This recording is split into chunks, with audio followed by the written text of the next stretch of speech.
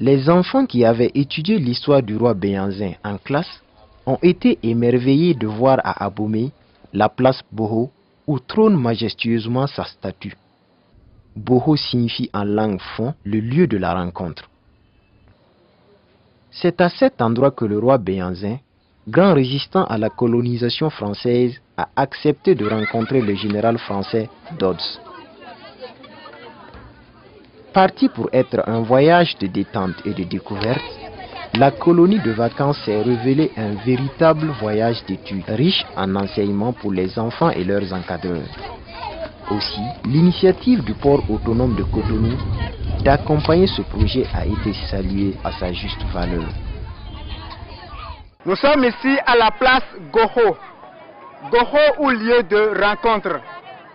En effet, c'est sur cette place même, à cet endroit même, que le roi Béhanzin, le roi connu comme le résistant parmi tous les rois du royaume de Dahomey, a rencontré le général Dodds de l'armée française.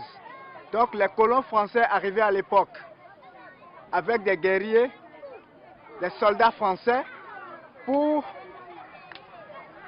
d'abord venir négocier, faire comme s'ils venaient négocier avec des pacotis et tout. Et puis, ils s'accaparent des royaumes. Et voilà, le roi a porté résistance avec des Amazones et des guerriers sur plusieurs combats qui a duré plusieurs années.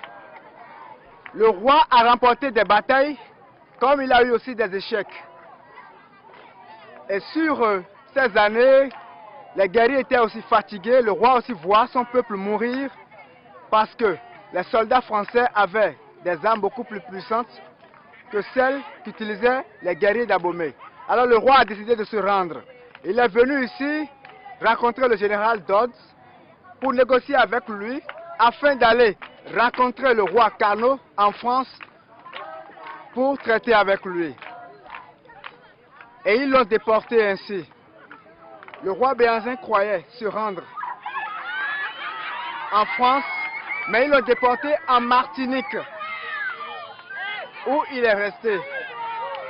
Ils l'ont déporté en 1994. Il est resté en Martinique. Il était faible, il fallait qu'il revienne au pays. Lui, il croyait rencontrer, il se croyait en France à l'époque, mais il n'est jamais parti en France. Il s'est retourné en Martinique.